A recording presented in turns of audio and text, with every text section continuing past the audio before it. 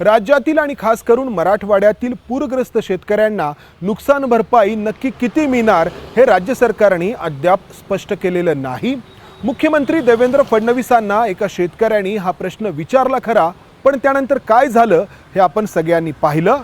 दुसरीकडे विरोधी पक्षांचे नेते वेगवेगळ्या स्वरूपाच्या मागण्या करतायत, मात्र राज्यातील शेतकऱ्यांना आणि नागरिकांना या पूरग्रस्ततेबाबत जी मदत मिळणार आहे ती राज्य सरकारने केलेल्या या आपत्ती निवारणाच्या कायद्याच्या आधारे ज्याचे निकष केंद्र सरकारने ठरवून दिलेले आहेत, या निकषांच्या आधारे राज्यात राज्य आपत्ती प्रतिसाद निधी स्थापन करण्यात आला आहे, ज्यासाठी 27 मार्च 2023ला राज्य सरकारने एक शासन आदेश काढलेला आहे, GR काढलेला आहे आणि यावर्षी म्हणजे 30 मे 2025ला पुन्हा एक शासन निर्णय काढून या 2023 मध्ये काढलेल्या शासन निर्णयाच्या आधारेच यावर्षी आणि पुढील वर्षी देखील मदत या आपत्कालीन परिस्थितीमध्ये दिली जाईल असं जाहीर केलेलं आहे।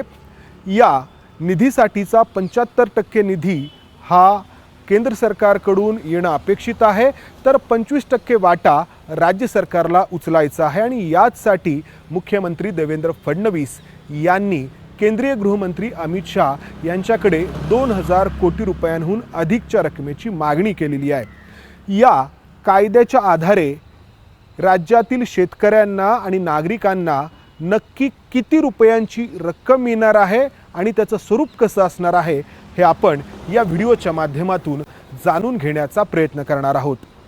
तर या मोठ्या प्रमाणात झालेल्या पावसामुळे शेत पिकांचं नुकसान तर झालेलं आहेच, मात्र अनेक ठिकाणी शेत जमिनीचं मोठ्या प्रमाणात नुकसान झालेलं आहे।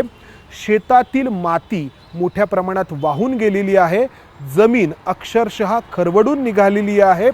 अनेक ठिकाणी शेत जमीन वाहून गेल्यामुळं दगड आणि वाळू नजरेस पडते आहे। या अशा परिस्थितीसाठी या कायद्यामध्ये जी तरतूद आहे त्यामध्ये अल्पभूधारक शेतकऱ्यांना प्रति हेक्टर 47,000 रुपये राज्य सरकारने मदत म्हणून द्यायचे आहेत आणि ही मदत कमीत कमी 5,000 रुपयांपेक्षा कमी असू नये असं या नियमामध्ये म्हटलेलं आहे। मात्र जे अल्पभूधारक शेतकरी नाहीत त्यांना कशा स्वरूपाची मदत दिली जाईल हे मात्र यामध्ये स्पष्ट नाही। हे अर्थातच शासन यंत्रणा त्या ठिकाणी ठरवणार आहे। त्याचबरोबर ज्या जमिनीमध्ये 3 इंचांपेक्षा वाळूचा थर जमा झालेला आहे अशा शेतकऱ्यांना प्रति हेक्टर 18,000 रुपये देण्याचं या कायद्यामध्ये नमूद करण्यात आलेलं आहे। आपण पाहतो आहोत अनेक ठिकाणी गाळ साचलेला आहे, माती साचलेली आहे, वाळू साचलेली आहे, अशांसाठी प्रति हेक्टर 18,000 रुपये मदत यामध्ये नमूद करण्यात आलेली आहे। त्यानंतर आपण शेतकऱ्यांच्या पिकांचं जे नुकसान झालेलं आहे त्याकडे वळूयात। या पिकांचं जे नुकसान झालेलं आहे या पिकांसाठी मग ती शेतपिकं असतील, फळपिकं असतील किंवा वार्षिक लागवडीची पिकं असतील, या पिकांसाठी प्रति हेक्टरी 8,500 रुपये मदत या कायद्याच्या आधारे मिळणं अपेक्षित आहे आणि यामध्ये जे नमूद केलं आहे त्यानुसार ही मदत कमीत कमी 1,000 रुपयांपेक्षा कमी नसावी। तर याच कायद्यामध्ये पुढं असं म्हटलं आहे की ही झाली कोरडवाहू पिकांसाठीची मदत जी प्रति हेक्टर 8,500 रुपये आहे। मात्र जी सिंचनाखालील पिकं आहेत म्हणजे बागायती पिकं आहेत अशा पिकांसाठी या कायद्यामध्ये प्रति हेक्टर 17,000 रुपये मदत मिळावी असं नमूद करण्यात आलेलं आहे। तर जी बहुवार्षिक पिकं आहेत या बहुवार्षिक पिकांसाठी प्रति हेक्टरी 22,500 रुपये मदत या कायद्यामध्ये प्रस्तावित आहे। त्यानंतर आपण पाहिलं की मोठ्या प्रमाणामध्ये लोकांच्या पशुधनाचं नुकसान झालेलं आहे, अनेकांची दुभती जनावरं वाहून गेलेली आहेत। तर या दुभत्या जनावरांसाठी या कायद्यामध्ये जी मदत प्रस्तावित आहे ती गाय आणि म्हशीच्या मृत्यूसाठी त्या शेतकऱ्याला प्रत्येकी 37,500 रुपये मदत शासनाकडून मिळणं अपेक्षित आहे। तर बैल दगावला असल्यास या पुरामध्ये ही मदत 32,000 रुपयांची असणार आहे। तर शेळी, मेंढी किंवा बकरी दगावली असल्यास ही मदत प्रत्येकी 4,000 रुपयांची असणार आहे। तर कोंबडी दगावल्यास प्रत्येक कोंबडीच्या मागे 100 रुपये मिळणं शेतकऱ्यांना अपेक्षित आहे।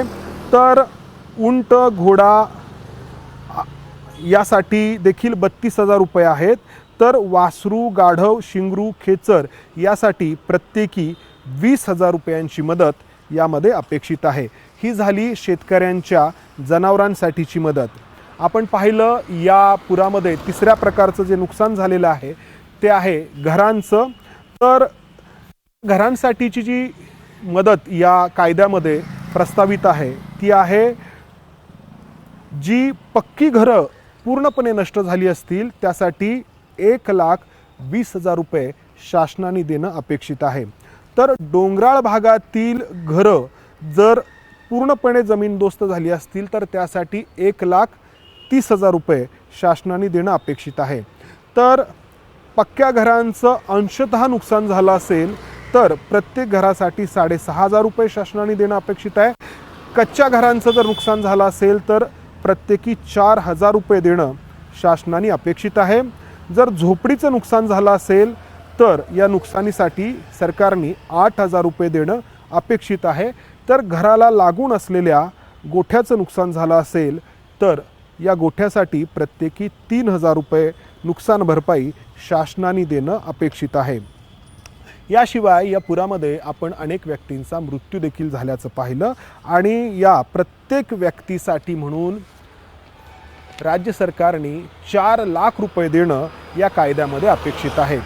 हा कायदा राज्य सरकारने स्वीकारलेला आहे। सुरुवातीला मी जसं म्हटलं तो 27 मार्च 2023ला काढलेल्या एका शासन निर्णयाच्या आधारे आणि हाच जो शासन निर्णय आहे तो सध्या लागू आहे आणि 27 मार्च 2023ला निश्चित केलेले जे निकष आहेत त्या निकषांच्या आधारेच यावेळी मदत मिळणं अपेक्षित आहे, कारण कायदा आहे हे सांगतो।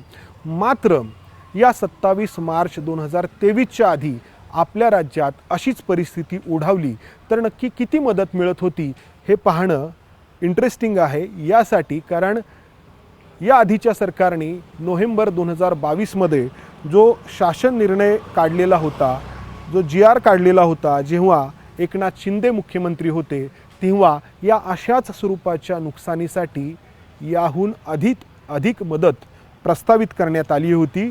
ती किती होती तर आपण पाहिलं, जिरायत पिकांच्या नुकसानीसाठी प्रति हेक्टर 13,600 रुपये 3 हेक्टरच्या मर्यादेत अशी मदत होती। तर बागायत पिकांच्या नुकसानीसाठी जी मदत मिळणार होती त्यावेळी ती 27,000 रुपये प्रति हेक्टर 3 हेक्टरच्या मर्यादेत। तर बहुवार्षिक पिकांच्या नुकसानीसाठी मदत मिळणार होती 36,000 रुपये प्रति हेक्टर 3 हेक्टरच्या मर्यादेत। म्हणजे 2022ला जी रक्कम राज्य सरकार देऊ करत होतं ती रक्कम 2023ला 27 मार्च 2023ला काढलेल्या शासन निर्णयाच्या आधारे कमी करण्यात आली। मग आधी जी रक्कम जास्त शेतकऱ्यांना देणं गरजेचं आहे असं सरकारला वाटत होतं ती रक्कम पुढे कमी का केली, आणि हाच प्रश्न आता उपस्थित होतोय की आत्ता ही जी मदत राज्य सरकार देऊ करतं आहे ती मदत शेतकऱ्यांसाठी पुरेशी आहे का।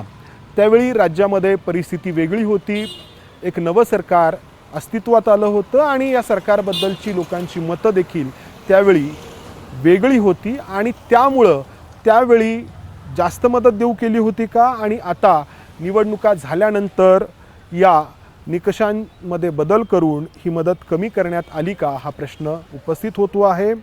अर्थात हे फक्त राज्य सरकारकडून देऊ केल्या जाणाऱ्या मदतीच्या बाबतीत होत आहे असं नाही, तर आपण पाहतो आहोत ज्या पीक विमा कंपन्या आहेत या पीक विमा कंपन्यांचे निकष देखील बदलण्यात आलेले आहेत। आधी एकूण 9 कंपन्यांच्या मार्फत राज्यातील शेतकऱ्यांना नुकसान भरपाईसाठी विमा उतरवण्यात आला होता आणि 1 रुपयात विमा असं या घोषणेचं नामकरण करण्यात आलेलं होतं। 1 रुपया शेतकऱ्यांनी भरायचा होता आणि बाकीचा प्रीमियम राज्य सरकार भरत होतं। मात्र या योजनेमध्ये खूप मोठ्या प्रमाणात घोटाळा झाला आणि विमा कंपन्यांचाच फक्त फायदा झाला, अशा अनेक घटना समोर आल्या आणि त्यानंतर राज्य सरकारने निकषात बदल करायचं ठरवलं असं सांगितलं जातं। मात्र यामुळं आत्ता जी परिस्थिती ओढवलेली आहे, या परिस्थितीमध्ये शेतकऱ्यांना पीक विमा कंपन्यांकडून खरंच किती नुकसान भरपाई भेटेल, खरंच भेटेल का, हा प्रश्न उपस्थित होतोय। कारण एकूण जे 5 निकष होते या पीक विमा कंपन्यांसाठीचे, त्यातील 4 निकष तर या नव्या ज्या पीक विमा कंपन्या आहेत त्यांच्यासाठी रद्द करण्यात आले आणि फक्त एकच निकष जो आहे शेवटचा तो ठेवण्यात आला आहे। आणि यावेळी 2 खाजगी विमा कंपन्यांकडून राज्यातील शेतकऱ्यांना या नुकसानीसाठीची भरपाई देणं अपेक्षित आहे, दिली जाणार आहे। आणि यासाठी जे निकष बदलण्यात आले त्यामुळं राज्य सरकारचे 5,000 कोटी रुपये वाचणार आहेत असं सांगण्यात आलं। मात्र त्यानंतर ही जी परिस्थिती ओढवली, इतका मोठा पूर आला, इतकं मोठं नुकसान झालं, यामुळं निकष बदलल्यामुळं शेतकऱ्यांचं होणारं जे नुकसान आहे ते कितीतरी मोठं आहे। कदाचित मागील वेळी जेव्हा राज्य सरकार अधिक प्रीमियम भरत होतं आणि फार मोठी आपत्ती राज्यावरती ओढवलेली नव्हती, त्यामुळं फायदा फक्त विमा कंपन्यांचा झाला। मात्र जेव्हा राज्य सरकारने निकष बदलले त्यानंतर हा इतका मोठा पूर आपण पाहतो आणि यामध्ये झालेलं नुकसान आणि त्यामुळं हे जे बदललेले निकष आहेत ते शेतकऱ्यांना कितपत पुरेसे आहेत, हा प्रश्न या ठिकाणी उपस्थित होतो आहे। मात्र हे झालं कायद्याच्या भाषेमध्ये शेतकऱ्यांना द्यायच्या निकषांच्या बाबतीत। खरं तर लोकांची आयुष्य उद्ध्वस्त झालेली आहेत आणि मराठवाड्यातील शेतकऱ्यांची परिस्थिती कोणाच्याही हृदयाला हात घालणारी आहे। अनेकांचे डोळे पाणावल्याचं आपण पाहतो आहोत। मात्र ज्यांच्यावरती जबाबदारी आहे त्या शासन यंत्रणेने ही मदत देताना संवेदनशीलता दाखवणं गरजेचं आहे। आणि प्रश्न पुन्हा तोच आहे की या निकषांच्या आधारे, या कायद्याच्या आधारे देऊ केली जाणारी मदत शेतकऱ्यांसाठी पुरेशी आहे का? कॅमेरामन विजय राऊतसह मी इथेच थांबतो। धन्यवाद। एबीपी माझा, उघडा डोळे बघा नीट।